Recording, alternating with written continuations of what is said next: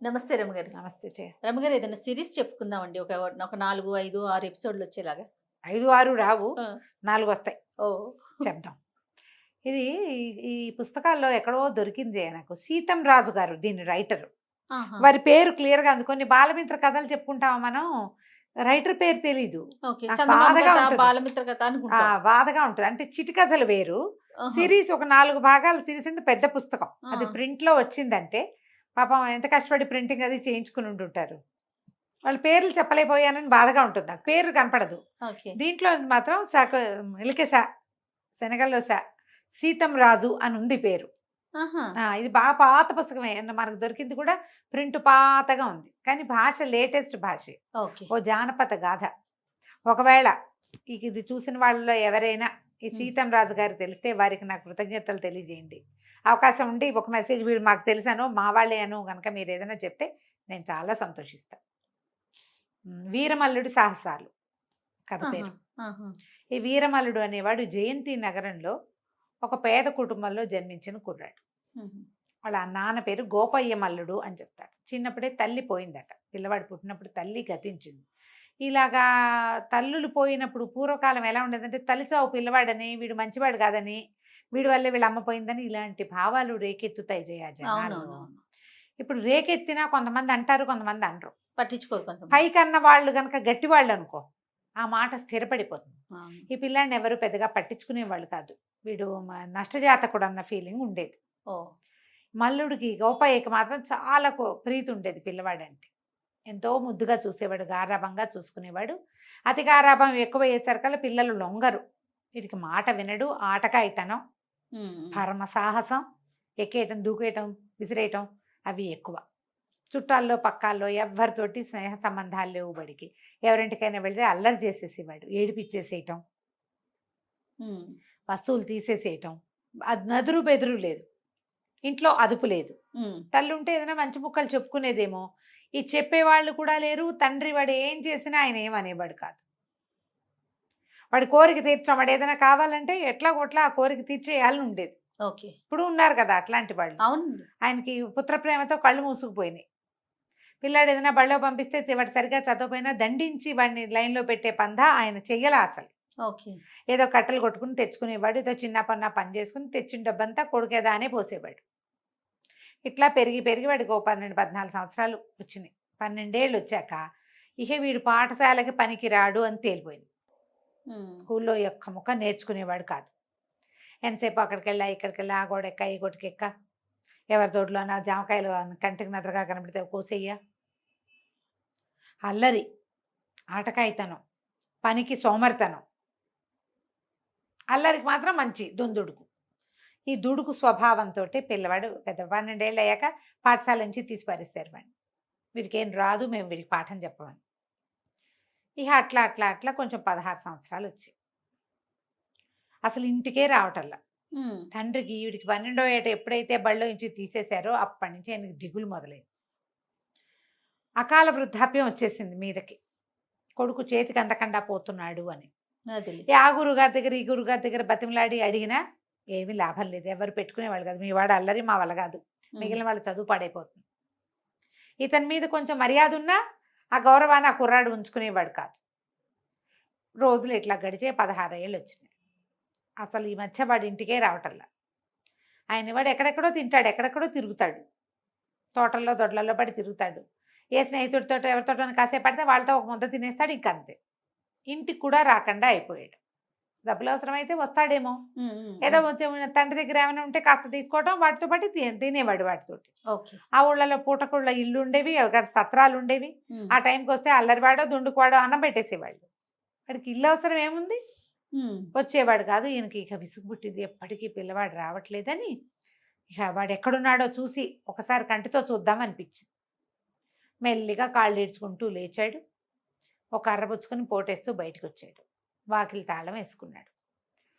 సందు చివర, వీధి చివరికి దాకా నడిచేసరి గల కొడుకు ఎదురుపడ్డాడు. ఎదురుపడి ఈయన అన్నాడు, నాయన ఎంత వచ్చావురా, అసలు ఎంత అలమటించిపోతున్నాను, ఎన్ని రోజులైందో కంటితో చూశాను, నాన్నని చూడ్డానికి వచ్చావురా తండ్రి అని పిల్లవాడిని కావలిచ్చుకున్నాడు. అప్పుడు తెలిసింది వాడి ఒళ్ళంతా బురద, పిల్లాడు ఏదో గాభరాగా ఉన్నాడు. నాన్న నాన్న నన్ను ఎక్కడైనా దాచేయాలి నువ్వు, చాలా ప్రమాదం ముంచుకొచ్చేస్తోంది నాన్న, పద పద ఇంటికి వెళ్ళిపోదాం అంటే ఆయనేమో కర్రపోటు వేస్తున్నట్టు వాడు గబగబా ఏం నడుస్తాడు, కంగారు పడి ఏమన్నాడు, ఏం జరిగిందిరా ఏం జరిగిందిరా నాయన ఏం జరిగిందిరా అంటే, నది ఒడ్డున ఆడుకుంటున్నాం, ఆ యువరాజు జగత్సింహుడు కూడా ఆటకొచ్చాడు, అందరం కలిసి ఆడుతున్నాం, అతను ఓడిపోయాడు, ఓడిపోతే బాగా గేలు చేశాను నేను, నీకు ఆట రాదు పాట రాదు అందరిలోకి వస్తావా, ఏముంది ఆ పిల్లల ఆటకాయకి మాటలు, గేలు చేస్తే అతను నన్ను తనట మీదకొచ్చాడు, అతన్ని నేను తోసేసారి నదిలో పడిపోయాడు, పడిపోగానే అంగరక్షకులు అవతల వెళ్ళి నుంచున్నారు, అవతల నుంచున్నారు, పిల్లాడు ఆడుకుంటాడు, అతను కూడా ఇదే 16-17 ఏళ్ళ వాడు, అంగరక్షకులు పరిగెత్తుకొచ్చి నన్ను పట్టేశారు నాన్న, పట్టుకున్నారు, జగత్సింహుడిని లేవదీశారు, నన్ను పట్టుకున్నారు, పట్టుకుని జైలు వైపుకి తీసుకుపోయారు, చెరసాల్లో పడేయటానికి తీసుకెళ్ళారు, ఎలాగోలా తప్పించుకుని వచ్చేసాను,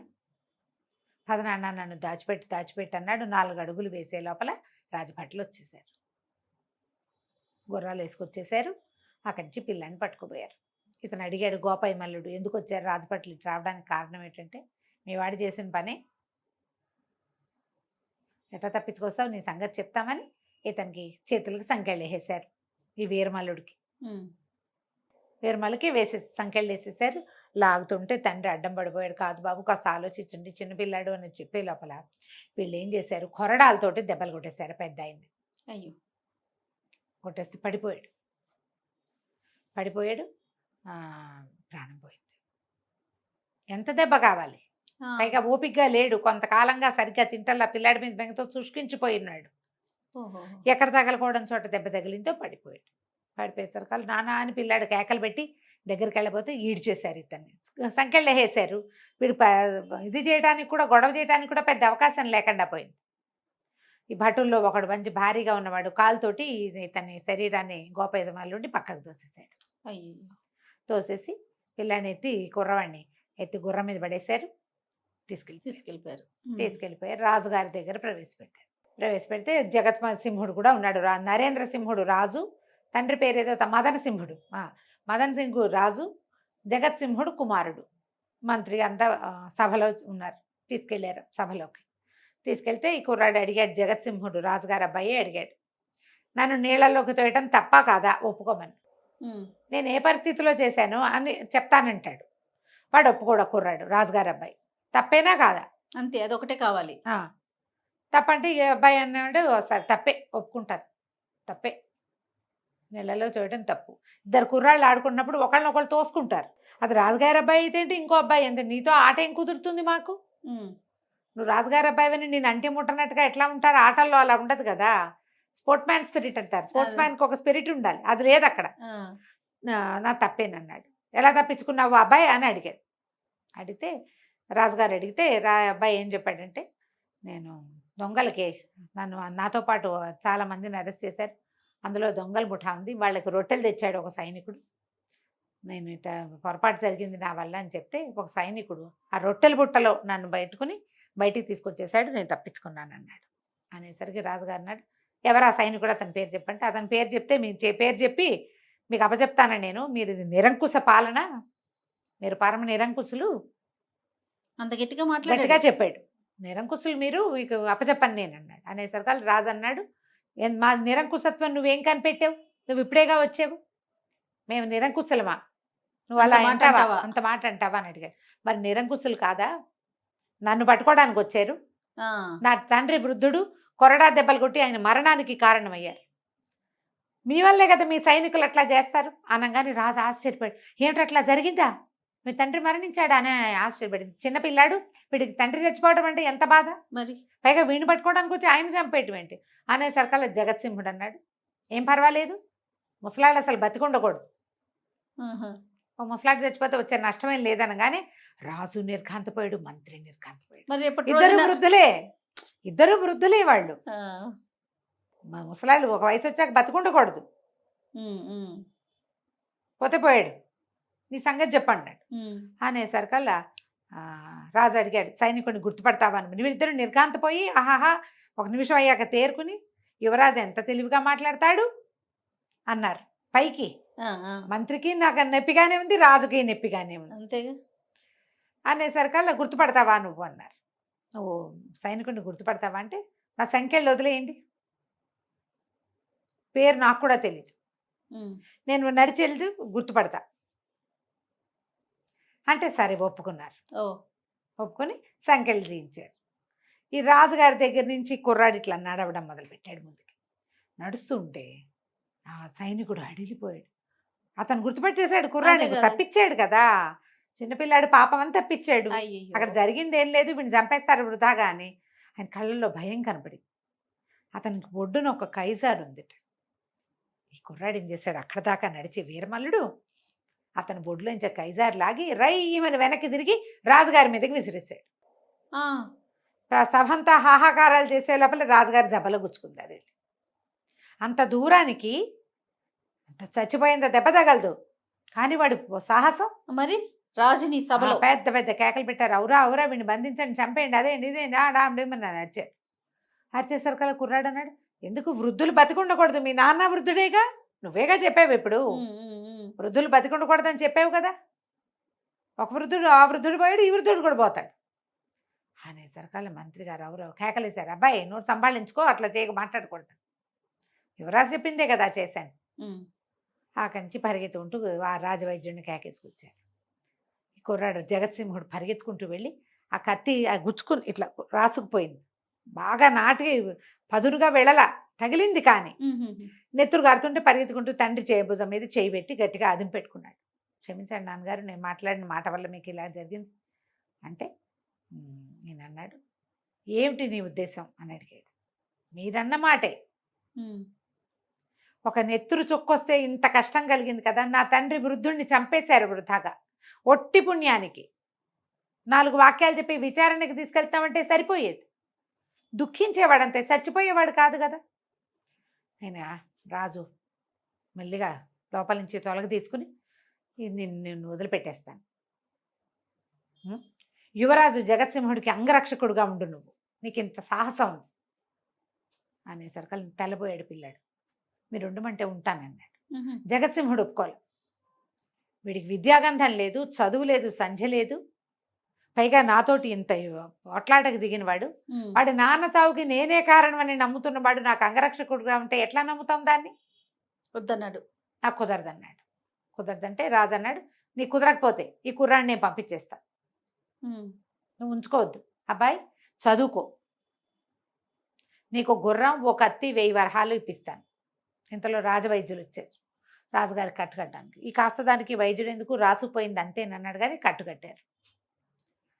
మంత్రికి యువరాజుకి సుతరాము ఇష్టం లేదు కుర్రాన్ని పంపటం, వాడిని ఇక్కడే ఉంచి చిన్న శిక్ష అయినా వేయాలని మంత్రి గారికి, కాదు వాడిని జైల్లోనే పడేయాలని కొడుక్కి ఉమ్, ఉన్నది. కానీ ఇక రాజు మాట కాదని లేకపోయారు. పైగా సభలో రాజుగారు లేచి వచ్చి కుర్రాడి భుజాలు తట్టాడు, పరమ సాహసివి నువ్వు, దీనికి సరైన రుజుమార్గం ఉండాలి, ఎక్కడైనా చదువుకో, నీకు విద్యాగంధం ఉండాలి, ఉమ్. మాట్లాడగలవు, ధైర్యం ఉంది నీకు, సభాపిరికివి కాదు, చదువుకుంటే ఇవన్నీ ఈ లక్షణాలన్నీ నీకు మంచి వాసికెక్కుతాయి నాయన, మంచి గుణగణాలు పెరుగుతాయి నీకు, చదువుకో అని చెప్పి రాజుగారి ఆజ్ఞ చొప్పున ఓ గుర్రం, ఓ కత్తి, ఒక 1000 వరహాలు ఇచ్చాడు. వీరమల్లుడికి ఓ గుర్రం, ఓ కత్తి, ఓ 1000 నాణేలు ఇచ్చాడు, వరహాలు రాజుగారు. ఇచ్చి పంపించాడు. ఇవి పుచ్చుకున్న బయలుదేరాడు. వెళ్తూ ఉంటే ఒక దొంగల గుంపు ఆ పక్క నుంచి వెళ్తున్నారు. వీడిని అటకాయించారు.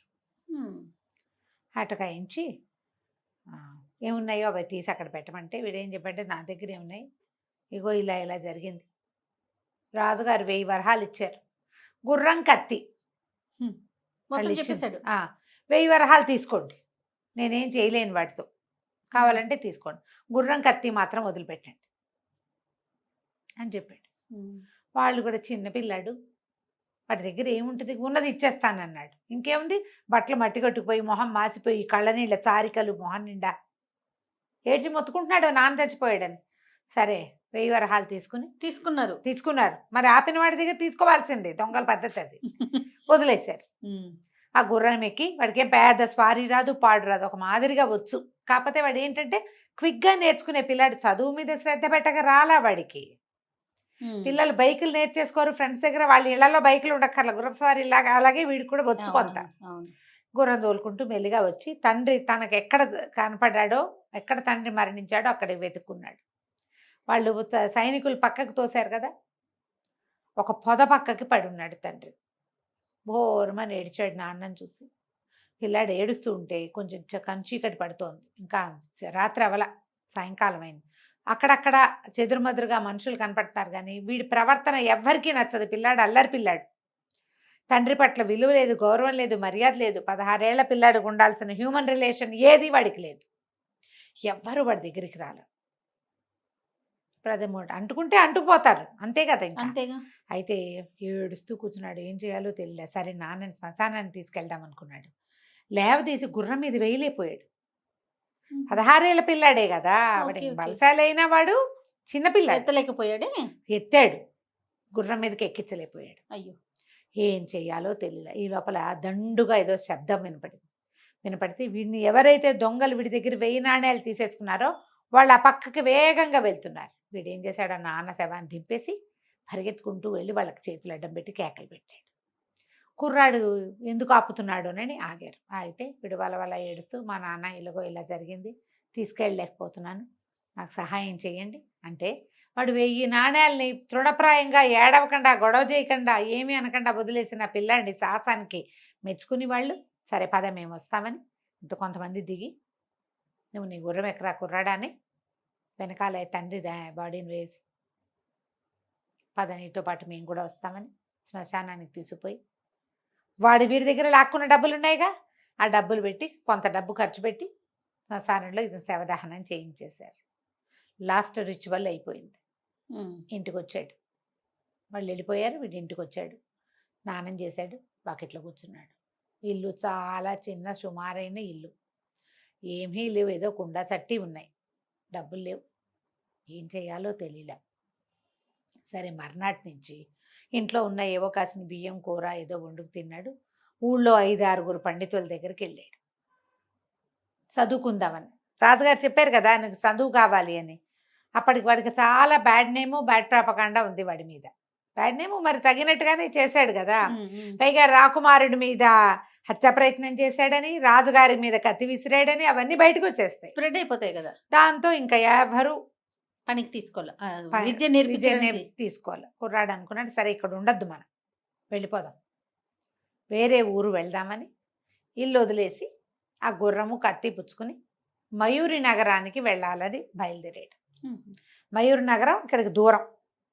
అక్కడ ప్రజలు, పాఠశాలలు వెసులుబాటుగా ఉంటాయని, ప్రజలు మంచివాళ్ళని, రాజులు కూడా మంచివాళ్ళని, తర్వాత బాగా భోజనశాలలు అవి బాగా విరివిగా ఉన్నాయని చెప్పుకుంటారు ఇక్కడ. ఆ ఊళ్ళో బాగుంటుంది ఫుడ్ చెప్తారుగా. ఇతను బయలుదేరాడు. మయూరు నగరానికి కొంత దూరంలో ఉండగానే ఒక అడవి ఉంది. ఆ అడవిలో ఈ గుర్రానికి దాహం వేస్తుంది, వాడికి దాహం వేస్తుంది, ఆకలిస్తుంది. ఏవో దొరికినవి తిన్నారు ముందంతా, తర్వాత ఇంకేం దొరకల. గుర్రము వగరుస్తోంది, వేడికి వగర్పుగానే ఉంది, ఆకలి మాడిపోతోంది. సరే ఇంకా దాని మీద ఎక్కి దాన్ని పరిగెత్తించిన కొద్దీ ఆయాసమే కదా, దిగి మెల్లిగా గుర్రపు కళ్ళాలు చేత్తో పుచ్చుకొని నడవటం మొదలుపెడితే ఓ పక్కకి నడవగా ఒక పురాతన దేవళం బయట ఒక ముస్సలి మా అమ్మ కూర్చుని కనపడ్డారు. ఆశ్చర్యపోయాడు.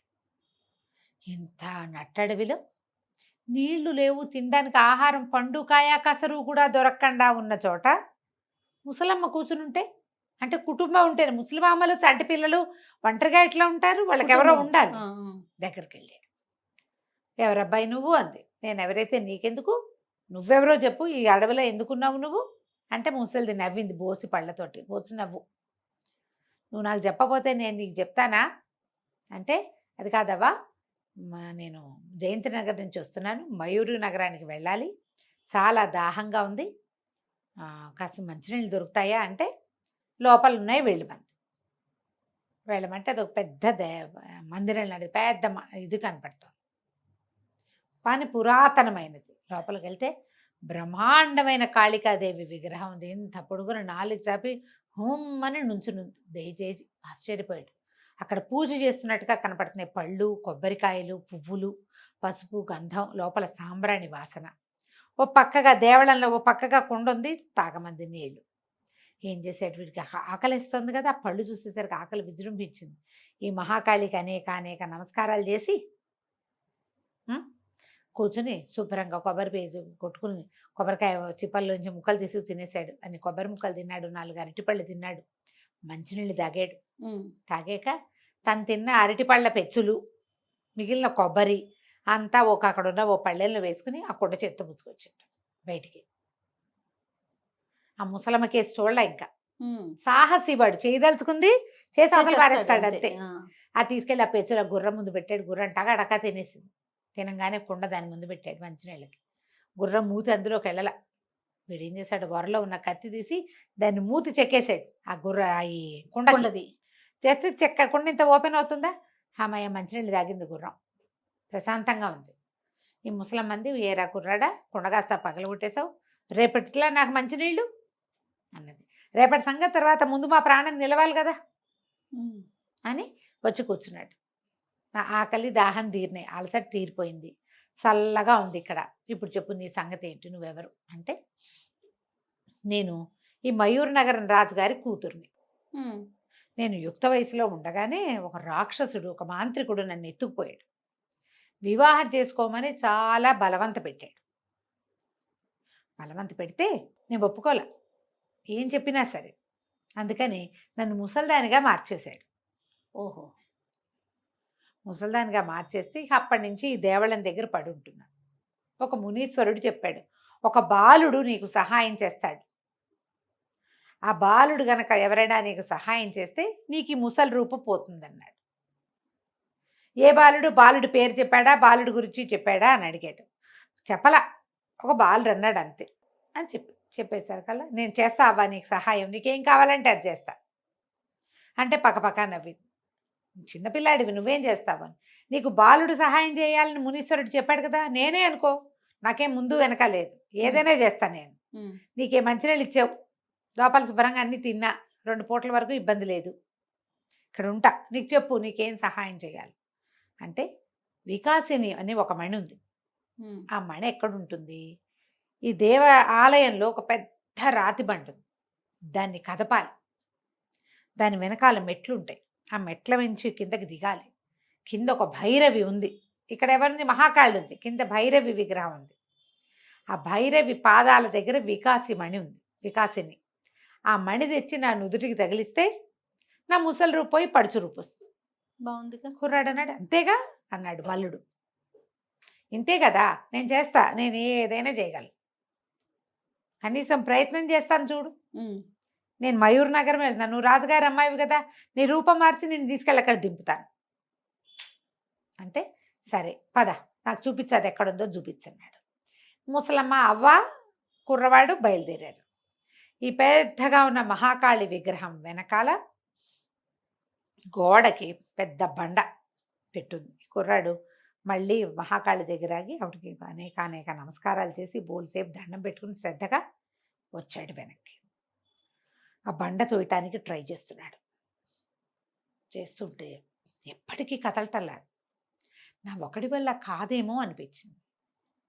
ఈ అవ్వేం చేసింది, వీడిని దాటుకుని అవతలకి వెళ్ళి అక్కడ ఒక పిడి లాంటిది ఇట్లా లాగంగానే తెరుచుకుంది. ఓకే, తెరుచుకునేసరికల్లా అప్పుడు సడన్గా జరిగిందనుకో, మనం ఇట్లా దోస్తున్నాము, ఎవరైనా అది లాగారనుకో, అది లాగారు ఇది వచ్చింది అనిపించదు. ఒక క్షణం మనం తోసినందుకే వెళ్ళింది అనుకుంటా. కిందకి వెనక్కి లోపలికి ఇట్లా మెట్లు కనపడి కుర్రాడు ఉత్సాహంగా దిగేశాడు లోపలికి. దిగుతూ ఉండగా వెనకాల నుంచి ఈ అవ్వ ఒక్క ఉదుటున మహాకాళి వైపుకి తిరిగి, మహాకాళి, ఈ రోజుతో ఈ బాలకుడితో 100 మంది బాలకులతో అయిపోయారు, ఇక నువ్వు నా కోరిక తీర్చవలసిందే అని చెప్పి ఆ పిడి లాగేసింది. తలుపు మూసుకుపోయింది. వీడికి కదా అర్థమైంది అప్పటికి. అంటే 100 మంది బాలకులు ఇందులోకి వెళ్ళారు, నేను 100వ వాణ్ణి. వెనక్కి తిరిగితే ఇక తలుపు ఓపెన్ అవ్వాల. ఇప్పటికి 99 మంది అయిపోయారు, వీడు 100వ వాడు. అర్థం కాలేదు, ఏం చేయాలి? సరే, కత్తుంది, బయట గుర్రం ఉంది, మనం ఉన్నాం. ఆ కత్తి పుచ్చుకుని మెల్లిగా కిందకి నడవటం మొదలుపెట్టాడు. అంతా జారు జారుగా అలా ఉంది. లోపలికి కిందకి వెళ్తుంటే ఇట్లా తిరుగుతోంది రోడ్డు, అది ఆ దారి. కిందకు చూస్తే ఆ కింద పెద్ద భైరవి విగ్రహం ఉంది. బయట ఎంత మహాకాళి ఉందో అంత భైరవి ఉంది. ఈమె తన్ని మోసం చేసింది అనేది తెలిసిపోయింది. ఇంతలో ఒక చిన్న ఆడపిల్ల కంఠం వినపడింది. వీరుడా, అవ్వదంతా మోసం, నీ వెనకాలే ఉంది, జాగ్రత్తగా ఉండు. అది ఇట్లా మలుపులాగా తిరిగి వెళ్తుంది. ఈ మలుపు దగ్గర వీడు జాగ్రత్తగా వెనక్కి తిరిగి చూస్తే ఈ గోడ దగ్గర నుంచి ఆ అవ్వ ఇంకో పక్క నుంచి వస్తున్నది కనపడుతోంది. అర్థమైంది. అమ్మ వస్తోంది. ఎవరిదో ఆడగొంతు మాత్రం హెచ్చరించింది, చిన్న పిల్ల గొంతు, ఒక ఆడపిల్ల. సరే ముందుకు నడిచాడు. అవ్వ ఏం చెప్పింది, పాదాల దగ్గర వికాసిని మణి ఉంది, తీసుకురావాలి. అక్కడ దాకా వెళ్ళాడు. భైరవి బ్రహ్మాండంగా ఉంది విగ్రహం, ధగ ధగ ధగలాడిపోతోంది. కిందంతా దీపాలు దివ్యలు బోల్డన్ ఉన్నాయి. మామూలుగా వచ్చిన వాళ్ళకి ఏం తెలుస్తుంది, కిందకి వెళ్ళిపోయి అక్కడ ఏమీ లేదు, వెళ్ళి ఇది చేయటం. 2-3 భీకరాకారాలు మీదకి వచ్చినాయి. వీడేం చేశాడు, జై మహాకాళి అని కతిపెట్టి కొట్టేశాడు. వాడు భయపడలా. మామూలుగా భయపడి మొహానికి చేతులు అడ్డం పెట్టుకుంటే దొరికేస్తారు. అవును, వాళ్ళే తీసుకెళ్ళి వీడిని ఆ భైరవ విగ్రహం దగ్గర పడేసేవాళ్ళు. వీడికి భయం లేదు, తెంపర్తనం. కత్తి పెట్టి ఏడాపెడా కొట్టేశాడు. పైగా వాడటం వచ్చిన వాడి వాడకం వేరు, వాడకం రాని వాడి పిచ్చవాడకం ఇంకో రకంగా ఉంటుంది. ఎడాపెడా దూసేసాడు, పద్ధతి ప్రకారం కాదు, ఎక్కడ తగిలిందో కూడా చూసుకోకుండా కొట్టేశాడు అనమాట. ఆ 2 భీకరాకారాలు కీచు కీచుమని శబ్దాలు చేస్తూ పారిపోయింది. పిరికితనమే వాళ్ళ ఆయుధం, అవతల వాడి భయమే వాళ్ళ బలం, అంతే. ఈ అవ్వ ఆశ్చర్యమే, ఊరిని పిట్టలా ఉన్నాడు చిన్నపిల్లాడు, వీడు బాగానే కొట్టాడే అనుకుంది. వీడు వెళ్ళి భైరవికి ఎదురుగుండా నుంచున్నాడు. పాదాల దగ్గర ఏం కనిపించట్లా, వెతకాలి అనమాట. సరే చూస్తున్నాడు వెనక నుంచి అవ్వ ఎంత దూరం వచ్చింది అని. తను ఇటు వంగితే ఆ మొక్క గంతులో ఇటు వచ్చేయగలదు, కనపడుతోంది. సరే పక్కకే చూసుకుంటూ ఆ జేజి ముందు భైరవి ఎదురుగుండా వెళ్ళి ఇట్లా మోకాళ్ళ మీద ఊని వంగాడు. ఓకే, వెతకడానికైనా నమస్కారం చేయటానికైనా వంగాలుగా పాదం మోకాళ్ళ మీదకి వెళ్ళాలి, దగ్గర కూర్చుని వెతకాలి కదా. వంగేసరికల్లా ఆ పక్కన ఒక గొడ్డలు ఉంది. ఈ అవ్వ రూపంలో ఉన్న ఆ రాక్షసుడు, ఒక రాక్షసుడు అనమాట వాడు. ఒకటే ఒక్క దూకులో వచ్చి ఆ గొడ్డలు తీసి ఈ కుర్రాన్ని నరికేపోయింది. వీడు చూసుకుంటున్నాడు, చూసుకోకుండా ముందుకే చూస్తే తెలియదు. అవునవును, ఎప్పుడు దూకుతుందా అని చూస్తున్నాడు. గొడ్డల మీద కూడా వాడి దృష్టి పడింది. వాడేం చేశాడు, పక్కకు దొర్లేశాడు. ఓకే, ఆ వేటు పడే టైంకి ఇది అవతలకి వెళ్ళిపోయి ఈ వేటు ఈ గొడ్డలి నేలలో దిగిపోయింది. పుర్ర రైమని లేచి నుంచున్నాడు. వాడు చెట్లెక్కి గోళ్ళెక్కి గొటికలెక్కి అలవాటు ఉన్నవాడు, మామూలు పిల్లాడు కాదు కదా, తుంటరి వాడు. అమితలాఘవంగా ఉంది వాడు ఒళ్ళు. పక్కకు తొల్లేశాడు, నేలలో గొడ్డలు ఇరుక్కుపోయింది. ఈ అవ్వ ఈ గొడ్డలు పైకి పెనుగులాడుతుంటే కుర్రాడేం చేశాడు, ఆహా మీకేనా ముసల్దానివి, నీకేంటి తెలివితేటలుంటే కుర్రాడిని నాకెంత ఉండాలని ఈ రాక్షసుల్ని కొట్టాడు. కత్తి తీసి ఫేట్మని ఒక దెబ్బ కొట్టేశాడు. ఒకటే దెబ్బ కొట్టేసరికల్లా పక్కకు పడిపోయింది అవ్వ. పడిపోగానే వీడు ఏం చేశాడు, ఆ నేలలో ఉన్న గొడ్డల్ని ఆ ముసలి రూపంలో ఉన్నవాడు లాగలేకపోయాడు, కానీ వీడు ఒక్క దెబ్బతో లాగేసి ఆ అవ్వ తల కాస్త నరికేశాడు. ఎత్తున రక్తధారలు. ఆ రక్తం ఎప్పుడైతే వచ్చిందో భైరవి ప్రత్యక్షమైపోయింది. చూడ్డానికి ఇంత భయంకరమైన రూపం ఉంది, కానీ ప్రత్యక్షమైనప్పుడు ఆమె సౌందర్య రాశిలాగా. సభాష్ మల్లు, చాలా మంచి పని చేసావు. వీడు ప్రచండుడు అనే రాక్షసుడు 100 మంది బాలకులని ఇది చేస్తానని, బలిస్తేనే ఈ వికాసిని అనే మణి కోసం ఇంత ప్రయత్నం చేశాడు. 99 మంది అయిపోయారు, నువ్వు 100వ వాడివి. వాడికి దక్కవలసిన వికాసిని మణిని నీకు దక్కిస్తున్నాను, ఇదిగో అని మణి చేతిలో పెట్టింది. ఈ మణిని తదేకంగా చూసి నీ మనసులో నువ్వు ఏది కోరుకుంటే అది అవుతుంది. ఇల్లు వాకిళ్ళు డబ్బు దశకం మనుషులు దీంతో రాంది లేదు. దాంతోపాటుగా మొండెము తల ఉంటే వాళ్ళని ప్రాణాలు కూడా రక్షిస్తుంది. ఓహో, బాగుందిగా, బతికిస్తుంది ఈ మణి అని ఆ మణి చేతిలో పెట్టింది. చేతిలో పెడితే వీడు సంతోషించాడు, చాలా సంతోషపడ్డాడు. అక్కడి నుంచి ఏం చేశాడు, అమ్మాయిని తీసుకున్నాడు. ఆ భైరవి దగ్గర అంతా మళ్ళీ అప్పుడంతా నెత్తురుగా అయింది కదా, ఆవిడ మళ్ళీ మాయమైపోయింది. వీడు ఏం చేశాడు, ఆ ముసల్దాని మెడ తెరిగిపోయిందిగా, నరికేసిన మరుక్షణం రాక్షసుడు బయటపడ్డాడు. ఒక పెద్ద మొండెం ఇంత తల, ఆ తల మొండెం ఒక దగ్గరగా పెట్టి దాన్ని బతికించమని కోరుకున్నాడు. రాక్షసుడు లేచి కూర్చున్నాడు. లేచి కూర్చుంటే, ఈ మణి కోసం ఇంత ప్రయత్నం చేసావు, అమ్మ ప్రత్యక్షమై నాకు ఇచ్చింది, నీ దారి నువ్వు పో, దీని జోలికి రావద్దు, నిన్ను బతికిస్తున్నాను నేనని చెప్పి బతికించి వదిలేశాడు. అప్పుడు ఇతనికి గుర్తొచ్చింది, ఏదో స్త్రీ స్వరం వినపడింది. ఎవరు అని వెతకడం మొదలుపెట్టాడు. ఎవరు ఇందాక నాతో మాట్లాడింది, అవ సంగతి చూసుకోమని చెప్పింది ఎవరంటే, ఆ గుహకి ఒక పక్క భాగం నుంచి చిన్న పిల్ల, ఒక 12 ఏళ్ల పిల్ల 13 ఏళ్ళలో ఉంటే బయటకు వచ్చింది. ఎవరు నువ్వు అన్నాడు. నేను పేరు మర్చిపోయాను, ఏదో పేరు కథ అంతా గుర్తుంది, పేరు మర్చిపోయింది చూసావా. అయిపోయింది, ఇదే లాస్ట్ చెప్పాడు. ఇప్పుడే ఫినిష్ చేయాలిగా, ఎక్కడున్నామో అక్కడ గుహలో ఒక పక్క భాగం నుంచి, అది చిన్న దీనిలాగా ఉంది, లోపలికి ముడతలాగా ఉందన్నమాట. అందులోంచి ఒక చిన్నది, ఒక 12-13 ఏళ్ళ అమ్మాయి బయటకు వచ్చింది. ఈ అమ్మాయి ఎవరు, ఇక్కడ ఎందుకుంది, వీరమల్లు సాహసాలు. ఇతను కిందున్న త్రిపుర భైరవి మందిరంలో అవ్వని చంపేశాడు. వాడు ఒక రాక్షసుడు అయ్యాడు, రాక్షసుడిని బతికిచ్చాడు కూడా. ఆ అమ్మాయిని అడిగాడు, ఎవరు ఏమిటి, ఒక పిల్ల కనిపించింది, ఒక 12-13 సంవత్సరాల వయసు ఉంటాయి. ఎవరు నువ్వు, ఇక్కడికి ఎట్లా వచ్చావు అని అడిగితే, ఆ అమ్మాయి ఏం చెప్పిందంటే, ఈ అడవికి అవతలున్న ఒక పల్లెటూరు మాది, నేను మా అన్నయ్య పుట్టాక మా అమ్మ చనిపోయింది, మా నాన్న రెండో పెళ్లి చేసుకున్నాడు, ఆవిడ చాలా బాధలు పెట్టేది, మా అన్నయ్య నేను ఇంకా ఈ అడవి అవతల మా అమ్మమ్మ గారి ఇల్లుంది, వెళ్దామని బయలుదేరాము. అడవి మధ్యలో మాకు ఈ ముసలి మా అమ్మ కనపడింది. అయితే మా అన్నయ్య కూడా నీకు చెప్పిన కథే చెప్పింది, నేను రాజకుమార్తెనని, నా మాంత్రికుడు చెరలో ఉన్నానని, ఆ వికాసిని మణి తెస్తే నాకు ఇది శాప విమోచనం అవుతుందని చెప్తే, మా అన్నయ్య నన్ను అక్కడ వదిలిపెట్టి లోపలికి వచ్చాడు. నేను వాళ్ళ వెనకాలే వెళ్ళాను, అడవిలో ఒకదాన్యం బయట ఒకదాన్యం ఉండలేక. ఈ అవ్వ ఎప్పుడైతే ఆ తలుపేసేసిద్దో నాకు అప్పుడే తెలిసిపోయింది మా అన్నయ్యని చంపేయబోతోంది అని. నేను అవ్వని అనుసరించి లోపలికి వచ్చేసాను. అవ్వ అది తలుపు తీసుకొచ్చిందిగా, మళ్ళీ లోపలికి వచ్చింది కదా అవ్వ, ఆమె వెనకాల వచ్చాను కానీ నేను చిన్నపిల్లని అవటంతో నేనేమీ చేయలేకపోయాను, మా అన్నయ్యని చంపేసింది అని ఏడ్చింది పిల్ల.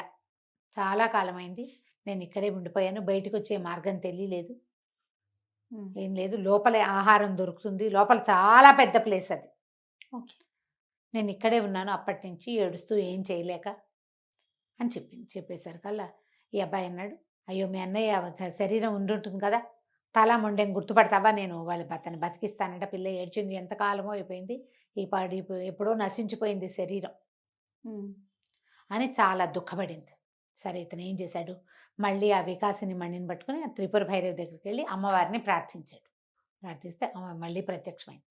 ఏం కావాలి నాయన, అమ్మ నాకు పండితుణ్ణి కావాలి, నేను పాండిత్యం కావాలి, పాండిత్యం లేక చదువు లేక నేను పారిపోయి నా ప్రాంతం నుంచి బయటకు వచ్చేసాను. ఒక పండితుడి దగ్గర చదువుకునేందుకు కూడా వీడికి ఏం అవకాశం లేదు, ఎవరి దగ్గరే వీడిని చేర్చుకోవాలి, వీడు అల్లరి చిల్లరి వాడని. వీడు బుద్ధిమంతుడే, వాడికి అదొక రకమైన తెంపర్తనం ఉంది, దాన్ని సరిచేయలేకపోయాడు తండ్రి. ఆటిజం కిట్టారమ్మ గారు, ఇక ఏమనుకోవాలో మరి. వాడు ఒక హైపర్ యాక్టివ్, హైపర్ యాక్టివ్, వాడికి తెలివి ఉంది, వాడు చురుగ్గా నేర్చుకుంటాడు. కానీ ఏంటంటే దాన్ని సరైన దారిలో పెట్టాల. జయ ఇట్లా కనపడరా, మనకి చాలా మంది కనిపిస్తున్నారండి, వాడికి ఊళ్ళంత తెలివి ఉంటుంది, వాడికి దారి సరైంది దొరక్క ఇలా అడదిడ్డంగా ఉంటారు, తెలివితేటలు ఉంటాయి, వాడికి కుదురులేదు ప్రధానంగా. అంతే, తండ్రి ఆ దారిలో పెట్టడానికి ప్రయత్నం చేయలే. ఒకడే కొడుకు, ఏకపుత్రుడు అవటము, భార్య లేకపోవటము, అతనికి ఆ రకమైన ధోరణి లేకపోవటము, వాడి గారాబంతో చెయ్యలే. చేసుంటే వీడు కొంత దారిలో పడేవాడు. అడిగేసరికల్లా అమ్మవారు ఏం చేసిందట, తన చేతిలో ఉన్న ఘంటంతో వీడి నాలిక చాప నాలిక మీద బీజాక్షరాలు రాసింది.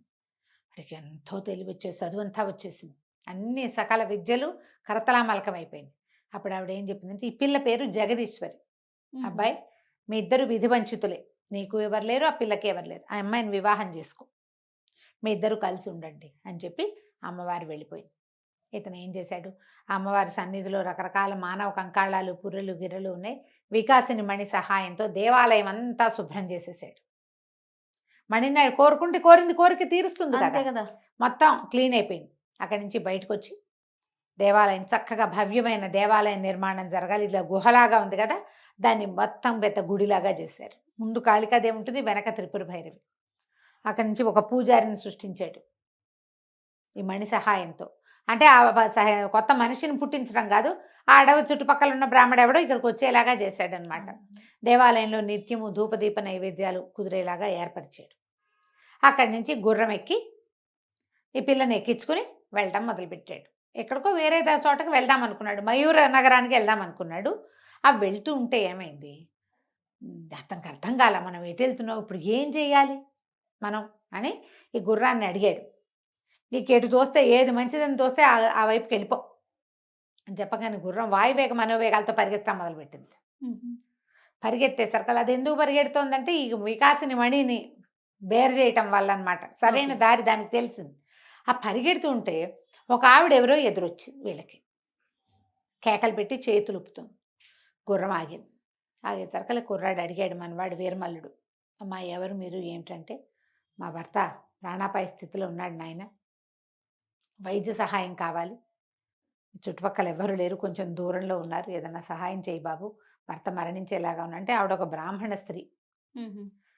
సరే వీడు అన్నాడు, అమ్మా నేను తన దగ్గర ఉన్న వికాసిని మణి సహాయంతో బతికించగలను అనుకుని మా గుర్రం ఎక్కండి, మీ ఇంటి దారి చెప్పండి, నేనే బతికించగలుగుతాను, నేనే ప్రయత్నం చేస్తా వైద్య సహాయానికి అని గుర్రం ఎక్కించుకున్నాడు. ముగ్గురు కలిసి, ఆ పిల్ల, ఆ జగదీశ్వరి, వీరమల్లుడు, ఆ ఎదురొచ్చిన బ్రాహ్మణ ప్రౌఢ స్త్రీ, ముగ్గురు కలిసి గుర్రం ఎక్కి వెళ్ళారు. ఆయన ప్రాణాపాయ స్థితిలో ఉన్నాడు. సరే ఈ వికాసిని మణిని అతని గుండెల మీద పెట్టి ఈయనకు ఆరోగ్యం చేకూరాలి, ప్రాణాపాయ స్థితి నుంచి తప్పించుకోవాలని దండం పెట్టుకునేసరికి ఆయన మామూలుగా అయిపోయాడు. స్పృహ వచ్చేసింది. లేచి కూర్చున్నాడు. ఎవరినైనా మహానుభావుడు ధన్వంతరివి, నన్ను నువ్వు బతికించావంటే, కాదండి నేను ఒక మామూలు కుర్రవాడిని, నాకు అమ్మవారి అవకాశం ఇచ్చింది అని చెప్పాడు. చెప్పి ఎందుకు మీకు ఇంత అనారోగ్యం చేసింది, మీ ఊళ్ళో వైద్యులు లేరా, ఇది లేరా అని అడిగేసరికల్లా ఆయన భార్య అంది, అయ్యా వైద్యానికి ఏముంది, దిగులతోటే నా భర్తకు అనారోగ్యం పట్టుకుంది, అవమాన భారం సహించలేక ఇట్లా అయ్యాడు అన్నది. అనేసరికల్లా ఈ కుర్రాడు మళ్ళీ అడిగాడు, ఆయన ఎందుకు అవమానపడ్డారు, బ్రాహ్మణుల్ని అవమానించకూడదే, బ్రాహ్మణ్ని అవమానించకూడదు, ఆ కాలం అది, మీకు దగ్గరలో దేవాలయాలు ఉన్నాయి, పక్కనే రాజుగారు మయూర నగరం దగ్గరలో ఉంది, మీకు పూజ జరగకపోయినా పర్వాలేదు, కానీ అవమానం జరగకూడదు. అంటే ఎవరో అవమానించడం కాదయ్యా, సొంత శిష్యుడే ఈయన్ని అవమానించాడు, ఆ శిష్యుడు చేసిన అవమానాన్ని సహించలేకే ఆహారం తీసుకోక నిద్ర లేక ఇలా జబ్బుపాలు పడ్డాడని చెప్పింది ఆవిడ. ఏమిటి ఏంటని బాగా అడిగాడు. అడిగేసరికల్లా ఈయన ఏం చెప్పాడంటే, ఈయన ఒక గురువు, ఈయనకి ఒక కాంపిల్య నగరానికి చెందిన ఒక మహానుభావుడు, ఒక ఆయన, ఒక ఋషి ఈయనకి చక్రనేమి అని ఒక ఉంగరాన్ని ఇచ్చాడు. ఉంగరం పేరు అది చక్రనేమి, దాని పేరు. ఆ ఉంగరం చాలా మహిమాన్వితమైంది. మనం ఏ విద్య చెప్తున్నామో, విద్య చెప్పే గురువు అది శిష్యుడికి పూర్తిగా అందేందుకు ఉపయోగపడే ఉంగరం అన్నమాట అది. ఓకే. అయితే నా దగ్గర వీరభద్రుడు అని ఒక శిష్యుడు చేరాడు. వాడు ఆ ఉంగరాన్ని కొట్టేశాడు. ఎందుకు కొట్టేశాడంటే, ఈయనకి పరకాయ ప్రవేశం అది వచ్చు. పరకాయ ప్రవేశం కోసం అతను బాగా వెంబడబడి అడిగేవాడు. శిష్యులందరికీ తలా ఒక విద్య ఏదో నేర్పించేవాళ్ళం. ఈ పరకాయ ప్రవేశము ఇలాంటి ప్రత్యేకమైన విద్యలు మనుషుల్ని బట్టి నేర్పాలి. వాడు దుర్మార్గుడు, మంచివాడు కాదు, కపటి. అంత కపటంతో ఉండేవాడికి, జుత్తులు మారివాడికి నేర్పకూడదని నేను చెప్పలేదు. ఆ పరకాయ ప్రవేశ విద్య కోసం పదే పదే అడిగి నేను కాదనేసరికి ఈ చక్రనేమిని దొంగిలించి పారిపోయాడు. ఓహో. ఆ ఉంగరం పోయేసరికి నేను నా విద్యను కోల్పోయినట్టుగా ఉంది నాకు. అక్కడికి అతను ఎక్కడో రాజుగారి దగ్గర శిష్యుడు, దీనికి ఆస్థాన గురువుగా చేరాడు.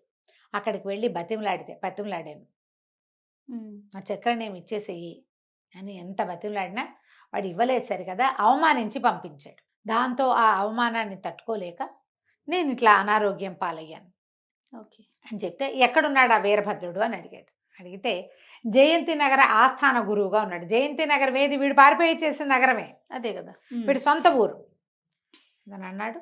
మీరేం బాధపడకండి, మిమ్మల్ని అవమానించిన మీ శిష్యుడి చేతే మీ కాళ్ళు పట్టిస్తాను నేను అనేసరికి ఆయనకు నవ్వొచ్చింది. నాయన చిన్నపిల్లాడివి నువ్వు, ముక్కుపచ్చలారలేదు, ఏ 16-17 ఏళ్ళు ఉన్నాయో నీకు, ఇంత చిన్న వయసు వాడివి, రాజస్థాన ప్రవేశం కూడా దొరకదు నీకు. పైగా జయంతి నగరపు రాజకుమారుడు మహాపొగరుబోతని పేరు. రాజుగారు మంచివాడే, రాకుమారుడు చాలా పొగరబోతు. వీడికి తెలుసు ఆల్రెడీ రాకుమారుడు పొగరబోతన ముసలాడు బతకూడదని చెప్పింది, అవన్నీ వాడికి తెలుసు కదా. ఇతను అన్నాడు, మన వీరమల్లుడు, మీరు ఏమీ ఆలోచించద్దు గురుదేవ, మీరు మీ అన్ని విద్యలు మీ దగ్గరకు వచ్చేస్తాయి, మీ చక్రనేమి మీ దగ్గరకు వస్తుంది, మిమ్మల్ని అవమానించిన మీ శిష్యుడు మీ కాళ్ళు పట్టుకునేలాగా నేను చేయగలను, నేను చెప్పినట్టు చెయ్యండి చాలన్నాడు. సరే ఆయన ఒప్పుకున్నాడు. ఆయన పక్కకి తీసుకెళ్ళి ఏం చెయ్యాలో చెప్పాడు. తర్వాత ఏమైంది, అక్కడి నుంచి రంగం మారింది. జయంతి నగరపు కోట దగ్గర ఒక అమ్మాయి ఒక గుడ్డి గుర్రం, ఒక ఒంటి కన్ను గుర్రం, గుడ్డి గుర్రం అని చెప్పకూడదు, ఒంటి కన్ను గుర్రం, కంటికి ఒక కట్టు కట్టేసింది. ఒక కన్ను కట్టేసి ఉన్న ఒక గుర్రాన్ని పట్టుకుని ఒక 13-14 ఏళ్ళ ఆడపిల్ల ఒకటి కోటలోకి వెళ్ళడానికి వెళ్తోంది. ప్రయత్నం చేస్తుంటే వీళ్ళు ఒప్పుకోవటల్లా.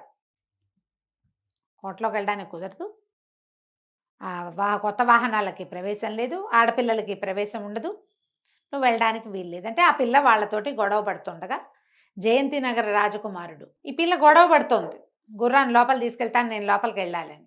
అయితే అదే సమయానికి జగత్సింహుడు, ఈ మన జయంతి రాజకుమారుడు అక్కడికి వచ్చాడు.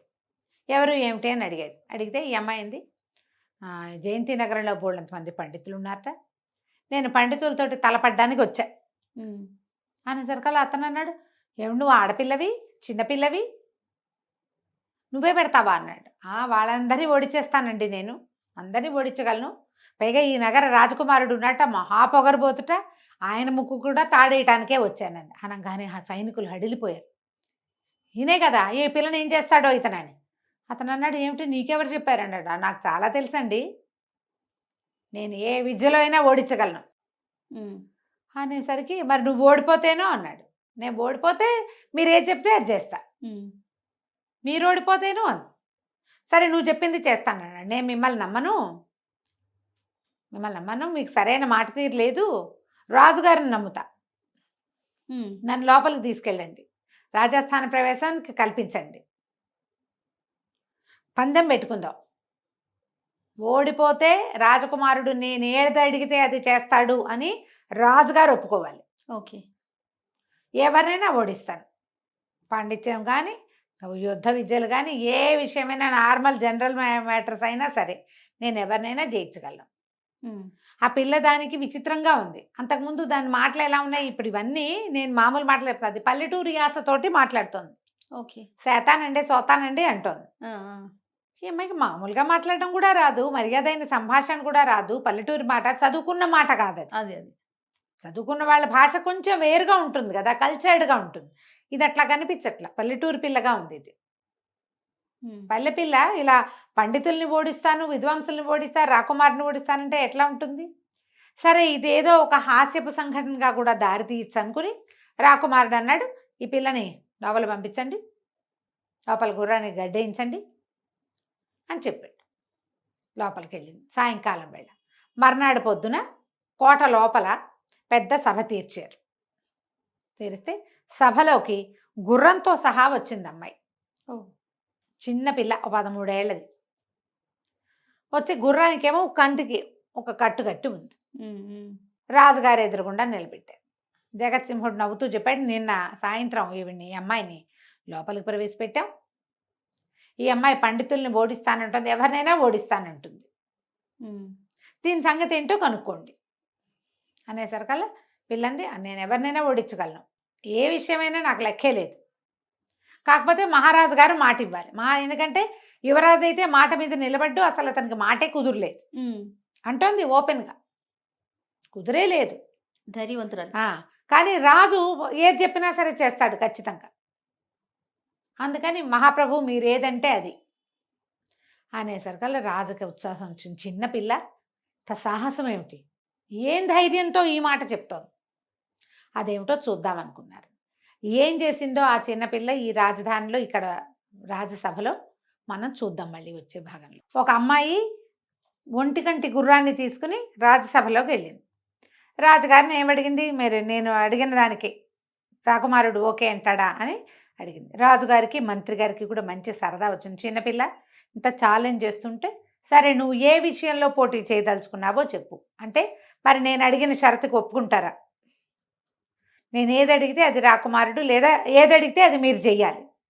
ఒప్పుకున్నారు. ఒప్పుకున్నాక ఏ విషయంలో నువ్వు పోటీ పడతామన్నారు. నేను పాండిత్యం విషయంలో కూడా పోటీ పడతా, జనరల్ విషయాల్లో కూడా పోటీ పడతా, యుద్ధ విద్యల విషయంలో కూడా పోటీ పడతా, మీరు ఏది పెడితే అది అనేసరికల్లా సరే మా ఆస్థాన గురువుగారు ఉన్నారు, పండితుడు ఉన్నాడు వీరభద్రుడు.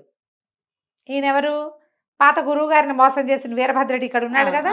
వీరభద్రుడు గురువుగారు ఉన్నారు, వీరభద్రుడు ఈయనతోటి పోటీ పడమన్నారు. పోటీ పడిన సరికల్లా ఆయన అన్నాడు, ముక్కు పచ్చలారలేదు, పిల్ల పిచ్చికలా ఉంది, ఈ పిల్లతో నాకు పోటీ ఏమిటి అనేసరికల్లా పిచ్చికా పిట్టాకేముందండి, ముఖే ముఖే సరస్వతి, ఎవరి ముఖంలో ఏ సరస్వతి ఉందో మీరు ఏది కావాలంటే అది నాతో మాట్లాడదంటే ఆయన అన్నాడు నువ్వు ఏం చెయ్యాలి, నీకేం కావాలి అంటే మాకు అది నేను చెప్పిన వాళ్ళ కాళ్ళు పట్టుకోవాలి అని చెప్పింది పిల్ల. మీరు ఓడిపోతే నేను ఓడిపోతే మీ కాళ్ళు పట్టుకుంటా, మీరు ఓడిపోతే నేను చెప్పిన వాళ్ళ కాళ్ళు పట్టుకోవాలి మీరు అంటే అడుగు నీ ఇష్టం ఏదో అన్నాడు. అడగంగానే పిల్ల అడిగింది ఇదేమిటి అని గుర్రాన్ని చూపించింది. ఆయన ఇదే గుడ్డి గుర్రం అన్నాడు.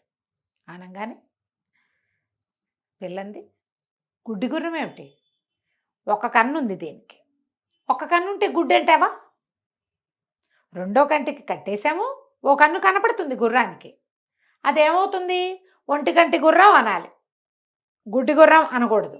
మీరు పప్పులో కాలేశారు, మామూలు వాక్యం కూడా మాట్లాడలేరు, మీకు పెద్ద పాండిత్యం అనేసింది. మీకు పెద్ద పాండిత్యం ఏముంది, మామూలు విషయం. గుర్రానికి రెండు కళ్ళకి గంతలు కట్టి ఉంటే పోనీ, దానికి కళ్ళే కనపట్లేదు అది ఎటు నడుస్తుందో అంటే పోనీ గుడ్డి, ఓ కన్ను కట్టేస్తుందంటే రెండో కన్ను కనపడుతుందనే కాదు అర్థం, సింపుల్ విషయం కనపడేది కూడా అర్థం చేసుకోలేరా మీరు అనేసరికల్లా ఆయన కొద్దిగా దెబ్బతిన్నట్టు అయిపోయాడు ఆయన. సరే ఏవైనా జంతువులు ఎగురుతాయా మీకు తెలుసా? లోకంలో పక్షులు ఎగురుతాయి కదా, జంతువులు మనుషులు కూడా ఎగరగలరు మీకు తెలుసా?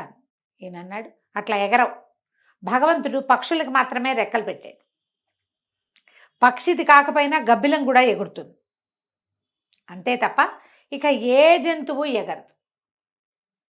ఇదో అని గుర్రాన్ని చూపించింది. గుర్రం ఎట్లా ఎగురుతుంది అన్నాడు. మీరు చెప్పేది తప్పు, గుర్రం ఎగురుతుంది, నా గుర్రాన్ని ఎగిరిస్తాను నేనంది పిల్ల. అని చూస్తూ ఉన్నారు. ఈ లోపల ఆ గుడ్డికి ఒంటికంటికి కట్టుకట్టున్న గుర్రము ఒక్కసారి ఇట్లా రెక్కలు అల్లార్చి పైకి ఎగిరింది. చుట్టూతా తిరిగి వచ్చింది సభాభవనం అంతా, వీళ్ళంతా ఇట్లా అని నిర్ఘాంతపోయి చూస్తూ ఉండిపోయారు. గుర్రం ఎగురుతోంది అంటే లోకంలో నీకు తెలిసిందే విషయం కాదు, నాకు తెలియంది ఏదో ఉండుండొచ్చని నువ్వు ఒప్పుకోవాలిగా. అనగానే గుర్రం కిందకి దిగింది, ఓడిపోయాడు. ఏం లేదు, సింపుల్ పాయింట్. ఏం ఇప్పుడు ఆయన నిర్ఘాంతపోయాడు, లేచి నిలబడ్డాడు. మా గుర్రం కాళ్ళు పట్టుకోండి మీరు. గుర్రం కాళ్ళు పట్టుకోండి అంటే ఏముంది పెద్ద, అది గాడిదైతే ఏదో సిగ్గుపడాలి. ఆ వీరభద్రయ్య గారు వదం గారు లేచి వచ్చి గుర్రం దగ్గర కాళ్ళ దగ్గర వంగి దండం పెట్టబోయాడు. గుర్రం కాళ్ళ దగ్గర కూర్చోండి అని చెప్పింది పిల్ల. కూర్చున్నాడు. అప్పుడు ఇది అడిగింది, ఇప్పుడు ఎవరు నాతో యుద్ధం చేస్తారు, ఇప్పుడు నాతోటి ఎవరు పోటీ పడతారు? ఇప్పుడు ఇంకెవరున్నారు? జగత్సింహుడు ఉన్నాడు. ఆయన బోళ్ళంత కత్తి కటార్లు అవి ఇవి నేర్చుకున్నాడు. ఇంతకుముందు ఆ కుర్రాడిని వీరమల్లుని నీకు అంగరక్షకుడుగా పెడతాను తండ్రి అంటే, నాకు బోళ్ళంత సాహసిని, నేను బోళ్ళని యుద్ధాలు వచ్చు, యుద్ధ విద్యలు వచ్చు, నాకు వీడికేమొచ్చు, శాస్త్రం లేదు, వీడి పాడు లేదు అన్నాడు కదా, నాకు వచ్చు నేను చేస్తానన్నాడు. కానీ నువ్వు ఆడపిల్లవి, అమ్మాయితోటి నేను శాస్త్ర పరీక్షకి దిగను, యుద్ధం చెయ్యను స్త్రీలతోటి, నా నియమం అనేసరికి పిల్లంది మీకు సరి జోడిని ఇంకోటి తీసుకొస్తాను, నేను సరిపడేవాడిని తెస్తాను, వాడితో చెయ్యి యుద్ధం అనేసరికల్లా ఆలోచించారు. ఇప్పుడు పిల్ల వచ్చింది, ఒక గుర్రంతో అమ్మాయి వచ్చింది, దానికి పట్టుమని 13 ఏళ్ళు లేవు. ఆ గుర్రం ఏమో మాయ గుర్రం వల్లే ఉంది, రెక్కలు వేసుకుని ఎగిరింది యూనికార్న్ లాగా. ఇప్పుడు దీన్ని ఏం చేయటం అని ఆలోచించి సరే నువ్వెవరిని పిలుస్తావో పిలువంటే ఇదిగో నీ సరిజోదు అని ఇలా చేయి చూపించింది. చేయి చూపిస్తే గాల్లో కత్తి తను నిలబడింది అక్కడ. అనగానే తను అన్నాడు, మన రాజకుమారుడు గట్టిగా అరిచాడు, కేకలు పెట్టాడు, ఇది మోసం, ఏదో మాయమంత్రం జరుగుతోంది ఇక్కడ, మంత్రాల వాదితోటి ఎట్లా పరీక్షకు దిగుతాము? ఇందాక ఆల్రెడీ గురుగారిని వీరభద్రం గారిని గుర్రం కాళ్ళ దగ్గర కూర్చోబెట్టింది మాయతోటే. ఇదేదో మాయల మరాఠీలతోటి నేను యుద్ధం చేయను అన్నాడు. ఆనంగానే గాల్లో నుంచి ప్రత్యక్షమయ్యాడు వీరమల్లుడు. అక్కడ నువ్వు మాయ ఏం చేయక్కర్లా, నేనే కనపడుతున్నాను కదా, నన్ను గుర్తించే ఉంటావు, నాతో చేయి యుద్ధం అన్నాడు. రాజుకి మంత్రికి గొప్ప సరదా వచ్చింది. వాళ్ళు ఈ కుర్రాడిలో ఉన్న స్పార్క్ని కనిపెట్టారు. అందుకనే ఏం చేశాడు రాజుగారు, మాట ఇచ్చిన ప్రకారం 1000 వరహాలు గుర్రము కత్తి ఇప్పించారు. ఆ కత్తి తనిచ్చిన కత్తే. ఓకే. కుర్రాడు 2 నెలలు తిరగకుండా వచ్చేసాడు యుద్ధం చేయటానికి సిద్ధంగా. అక్కడి నుంచి రాజకుమారుడు ఏమంటారు జగత్సింహుడు, రాజకుమారుడు అయిన జగత్సింహుడు, వీరమల్లు ఇద్దరు యుద్ధం చేయటం మొదలుపెట్టారు. కత్తి యుద్ధం 2 నిమిషాల్లో రాకుమారుడి చేతిలో కత్తి కాస్త కింద పడిపోయింది కత్తి. పడిపోగానే ఇప్పుడు ఏమయ్యాడు రాజకుమారుడు, పాదాక్రాంతుడైపోవాలి. చేతులు కట్టుకుని వెనకాల చేతులు కట్టుకుని నుంచో అని చెప్పింది అమ్మాయి. చేతులు కట్టుకుని నుంచో నువ్వు అని చెప్పి ఈయనకి వీరభద్రుడికి, మీరు వీరభద్రం గారు ఏం ఒప్పుకున్నాడు, నేను ఎవరి కాళ్ళు పట్టుకోమంటే ఆ కాళ్ళు పట్టుకుంటాను అన్నాడు. గుర్రం కాళ్ళు పట్టించాం. సరే, అయితే ఈ వీరభద్రం గారు నేను ఏది అడిగితే అది చేస్తానన్నారు కదా ముందు మీరు. వీరభద్రం గారి గుండు కొట్టించి సున్నబొట్లు పెట్టించి గాడిద మీద ఊరేగించండి, వెనకాల మా గుర్రం కూడా వెళ్తుంది. ఏం చేస్తారు, ముందు మాట ఇచ్చారు. సరే, వీరభద్రం గారి గుండు కొట్టించారు. ఆయన సకలాభరణ లాంఛనాలు తీసి అక్కడ పెట్టించారు. గురువుగారి చక్రనేమి ఉంగరం ఉంది అందులో, అవన్నీ తీసి అక్కడ పెట్టారు. గుండు చేయించి గుండు మీద సున్నబొట్లు పెట్టించి మొహానికి మసిరాసి గాడిద మీద ఎక్కించి ఆ గాడిద వెనకాల గుర్రాన్ని పంపించారు. పంపించాక రాజుగారు అడిగాడు, అబ్బాయి ఈ అమ్మాయి ఎవరు, ఈ 1 గంట గుర్రం ఎక్కడిది, నీకు ఇంత విద్య ఎట్లా వచ్చింది అనగానే ఆ కుర్రాడు చెప్పాడు, నాకు ఒక మణి సహాయం దొరికింది. నేను నా అత్యంత సాహసంతో అమ్మవారిని త్రిపుర భైరవిని ప్రసన్నం చేసుకున్నాను. ఆమె నాకు అన్ని విద్యలు ఇచ్చింది, అన్ని విద్యలు వచ్చినాయి, అందుకని కత్తి విద్య కూడా వచ్చేసింది. ఇప్పుడు వీరభద్రుడు అనే ఆయన మేము ఆశ్రయించిన ఒక గురువు గారి పురాతన శిష్యుడు. గురువుని మోసం చేసి ఆయన యొక్క విద్యా రహస్యమైన చక్రనేమి అంగుళీకాన్ని కాజేశాడు. గురువు ఇక్కడికి వచ్చి అంగుళీకం ఇచ్చేసేయి అని అడిగినా కూడా గురువుని అవమానించాడు. అందుకని మా గురువే ఆ గుర్రం రూపంలో వచ్చిన ఆయన. అది మీరిచ్చిన గుర్రం కాదు. ఆయన పక్కదోవ పట్టించడానికే దానికి ఒక కన్ను కట్టేశాం. పక్కదోవ పడతారు ఎవరైనా, అంతేగా. చివరికి వీరభద్రం గారు తన గురువుతో పాటే పక్కనే వెళ్తూ గాడిద మీద ఎక్కి ఊరేగాడు. ఆయన తన అవమానానికి తగిన శాస్తి చేశాం. నేను ఈ విద్యలన్నీ నేర్చుకున్నాను అని చెప్తే రాజుకు మంచి సంతోషం వచ్చింది. ఎందుకంటే ఈ కుర్రాడిలో స్పార్క్ కనిపెట్టాం, కానీ వీడి దగ్గర ఒక టెంపర్తనం ఉంది. ఈ రాజకుమార్తె ఈ పిల్ల ఏమంది, జగదీశ్వరి, 13 ఏళ్ల వయసు ఉన్న పిల్ల, ఈ పిల్ల జగదీశ్వరి ఏమంది, రాజకుమారుడు ఓడిపోయాడు కాబట్టి ఈ రాజ్యం మా వాడికి ఇవ్వాలి, ఓకే, గెలిచిన వాడికి ఇవ్వాలి కదా అనగానే రాజు లేచి నిలబడ్డాడు. కానీ వీడు ఒప్పుకోలే. వీరమల్లి, వద్దు వద్దు, నాకు రాజ్యం అక్కర్లేదు, నన్ను ఆ రోజు అవమానించారు. ఆటల్లో ఒక పిల్లవాడు 2వ వాడిని తోసేస్తే వాడికి ఇంత కఠినమైన శిక్ష విధించక్కర్లా, వాడి తండ్రి మరణానికి కారణం కావక్కర్లా, వాడి తండ్రి మరణాన్ని అపహాస్యం చేయక్కర్లా, వృద్ధులు బతికుండకూడదనేటువంటి ఒక వాక్యాన్ని అనక్కర్లేదు.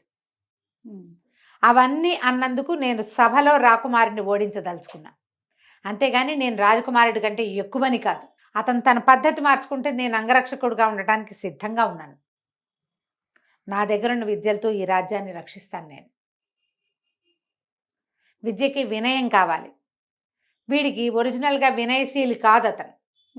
కానీ ఎప్పుడైతే గురువు గారి దగ్గరికి వెళ్ళాడో, ఆ గురువు అనారోగ్యంతో ఉన్న గురువు దగ్గర మాట్లాడిన మాటలతోటి అతను తెలుసుకున్నాడు, నాకు ఏదైనా విద్య వస్తే వచ్చని రెచ్చిపోకూడదు, అది శాస్తి జరుగుతుంది ఏదో ఒక రోజు. అది విద్య కలిగిన వాడు ఎంతలో ఉండాలో అంతలో ఉండి తీరాలి. నా అంతవాడు లేడంటే నిన్ను మించిన వాడు తాడింది అనేవాడు ఉంటే ఇంకొకడు వస్తాడు వాడు తలకాయ తన్నేవాడు. అందుకని నేను వినయాన్ని అవలంబిస్తాను. రాజకుమారుడు తన తప్పు ఒప్పుకుంటే చాలు, ఇంకేం అక్కర్లేదు నాకు అన్నాడు. అనగానే ఆ జగత్సింహుడు కబుక్కను ముందుకొచ్చి వీరమల్లు చేతులు పుచ్చుకున్నాడు. బాల్య చాపల్యం నీకెంతుందో నాకు కూడా అంతే ఉంది. చాపల్యంతో, తర్వాత నా తండ్రి రాజు నేను రాకుమారిని అన్న అహంకారంతో ఇంత. నేను నీ పట్ల సరిగ్గా ప్రవర్తించలేదు, నా ప్రవర్తన మార్చుకుంటాను, ఈ పాఠం చాలు నాకు, ఉమ్. నువ్వు మన రాజ్యంలోనే ఉండు, నాకు అంగరక్షకుడుగానే ఉండు, ఎప్పటికీ నువ్వు నాతోటే ఉండు అని బాగా ప్రేమగా అడిగాడు. అడగంగానే ఒప్పుకున్నారు. సభకులందరూ చప్పట్లు కొట్టారు. రాజకుమారుడు అంతవాడు దిగి ఇంకొద్ది రోజుల్లో రాజు కాబోయేవాడు, తనంతట తను నన్ను క్షమించు అని సభలో చెప్పినందుకు అందరూ సంతోషించి ఎంత వినయశీలయ్యాడు ఉమ్. కదా. ఒక మంచి వాసన వచ్చే వస్తువుని సాధారణ వస్తువు పక్కన పెడితే ఆ వస్తువు కూడా వాసన పట్టుకుంటుంది. వినయము, మంచితనము, స్నేహము, ప్రేమ పక్క వాళ్ళని మారుస్తాయి. అలాంటి వాళ్ళని మనతో ఉంచుకోవాలి ఎప్పుడు కూడా. ఉమ్. రాజు ఎంతో సంతోషించి ఈ పిల్ల పేరు కనుక్కుని, జగదీశ్వరి పేరు, మీకు ఇద్దరికి ఏమిటి, ఎక్కడి నుంచి తీసుకొచ్చావు ఏంటి అన్నీ అడిగి ఈ మొత్తం ఈ అమ్మాయిని అమ్మవారు వివాహం చేసుకోమందని తెలిసి వీళ్ళిద్దరికీ వివాహం చేసి ఆ స్థానంలోనే అట్టు పెట్టుకున్నాడు. దీంతో వీరమల్లుడి సాహసం కథ పూర్తయింది. కథ కంచికి మనం ఇంటికి. చాలా చాలా బాగుంది రమ్మగారు. నమస్తే. నమస్తే జయ. సుమన్ టీవీలో మీ పర్సనల్ అండ్ బిజినెస్ ప్రమోషన్స్ కోసం కింది నెంబర్కి కాంటాక్ట్ చేయండి.